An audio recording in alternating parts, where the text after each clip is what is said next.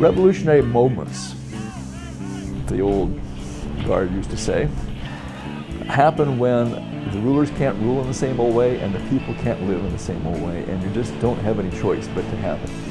And the other side never gives up, and they never surrender, and they don't ever quit fighting. And they will take back your victories if you don't watch out. Some people would say it's fascism is around the corner. So there's some serious problems, real serious stuff. Organizing is done in the street for starters. I think the protesters are to stir up thinking.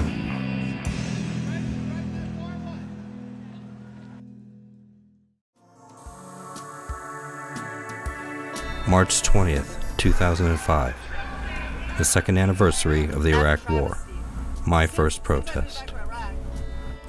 I'm a military veteran myself, although my life in the military actually started at birth in February 1969. I was an Army brat for 18 years, moving from country to country, shielded from all of that. September 17th, 2011.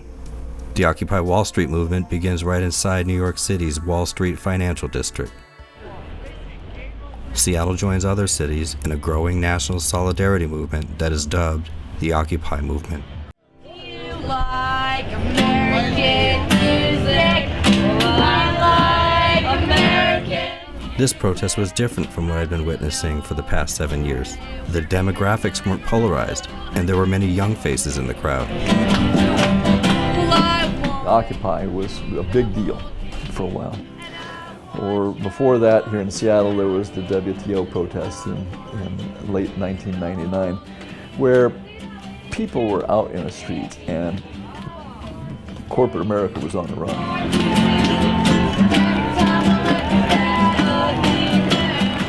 The Republican convention, I think in 2000 or 2004, there was a real effort to isolate protesters. They put them like in holding pens a few blocks away and wouldn't let them march when they would protest. Then it seems like something broke loose when the Occupy movement got started, and everybody was really enthused. And we felt the energy all over the country, and it felt like protesters are really gonna get their act together and get something done and change it. Really change things. We are here to tell people that we're not just a bunch of idiots and that we have a say. It warms my heart when I go in a march and I go in a protest and I see young people, because that's who's going to do it. The Occupy movement was a wonderful thing because for the first time it started getting young people involved in society, or looking around and seeing what's right and wrong, what needs to be done. The Occupy movement was very heartening to see, because young people were becoming involved, became involved, and have stayed involved. The only thing that really changes things is when you're in the streets, in a large number. That's what Washington listens to. Well, I don't think there's any substitute for street protest. It's important to be persistent, and it's important to be focused.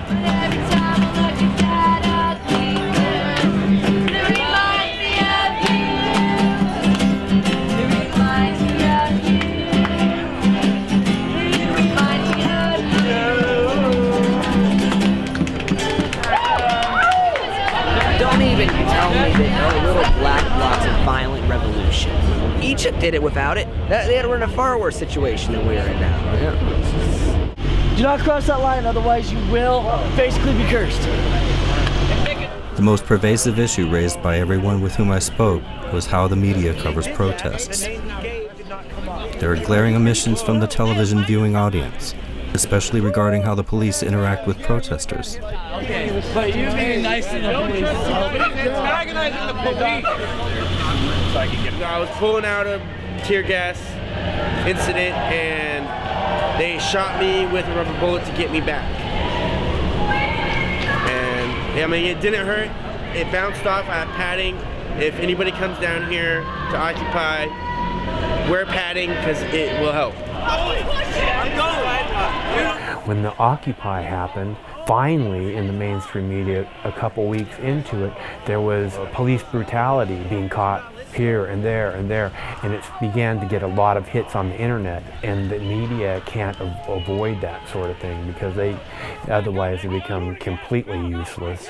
So they began to talk about it, and the more the police brutality was talked about, the more people went out into the street.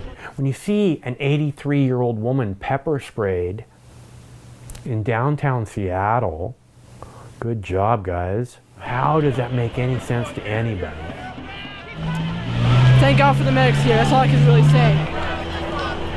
All I know is that they're heroes, part of the protest group. All of a sudden, like, it just got out of hand. Cops grabbing people, just spraying them in the face. I tried to get in the middle of it as a medic. I was not sprayed directly, but holy shit. That shit will affect everybody in the radius. I want to thank the police for all that mace, because it was pretty cold out here until you guys did that. Oh, yeah, the denim. Can you go over to the other side and talk to the medic? Pepper spray. That's pretty weak stuff. No. Well, can she come in? They had water and Malbrox or some sort of like white liquid. What they say, literally within minutes, most of the burn is gone. I'm still shaking it. I'm still feeling it. I'm always surprised when they cover the police brutality, you know? Hopefully get some media coverage, and that becomes your voice. And what you have to say is amplified. These days it's amplified by the internet quite a bit more so, because the establishment media has always been somewhat problematic about covering this sort of thing. How many people are watching? 467 right now. Wow, there was more last night. Huh. Yeah. You know what? Because they're all out here now. Hey, good point. Pretty much. Well, what I'd say is all major media is crap. It's intended to demoralize people. The press in this country is not doing its job. And we don't hear the stories. We do not hear what the rest of the world hears. We're really kind of ignorant. There's no debate, there's no talk, there's no intellectual discussion at all. And so you have to go look for your news sources, usually some outside of the country. The mainstream media was ridiculous. They want a sensationalist shot and then they're out of there. And they don't care what your message is.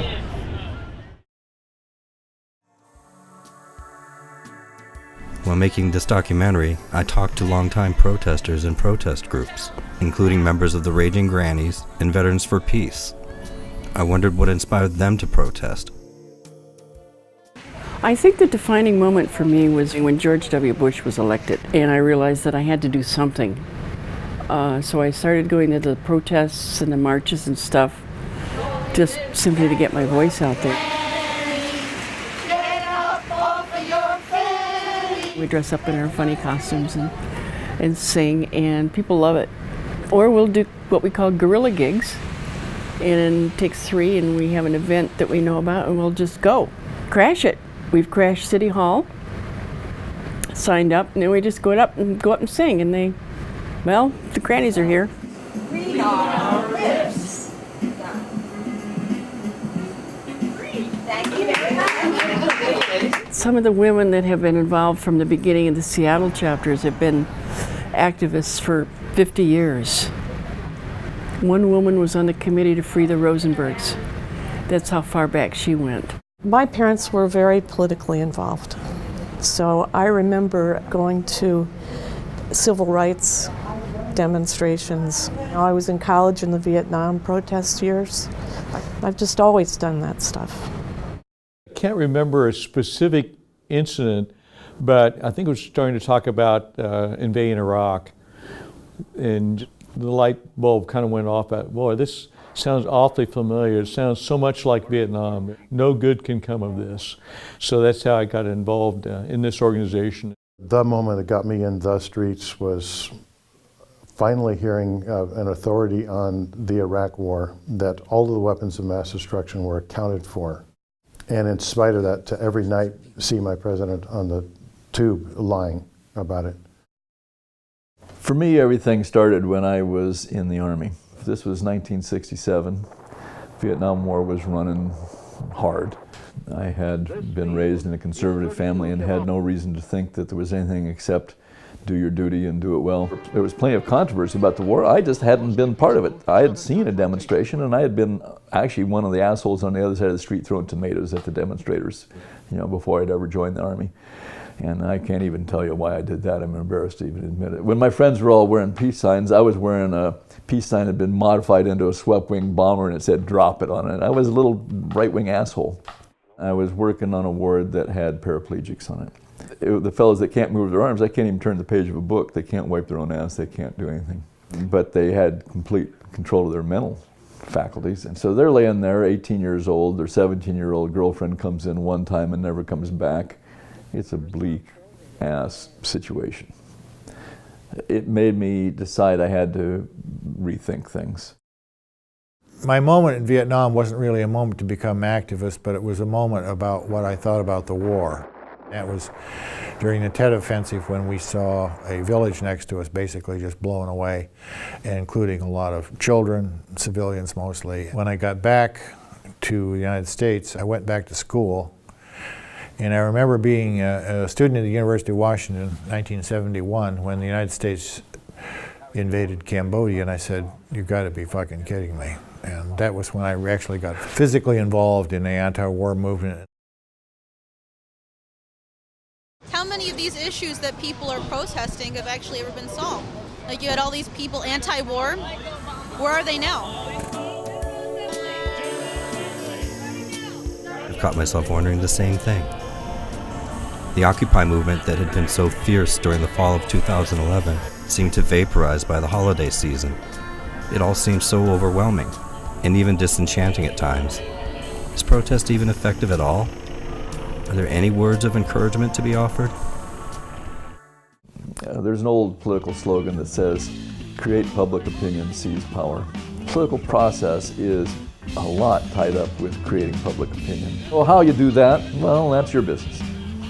But your task is to create public opinion. The second thing I've learned is that movements are like tides. They ebb and flow. Well, there are high tides of movement. You get those big moments like that, where people really flood in to participate. And inevitably, at some point, the tide goes down. And that's almost like a law of nature.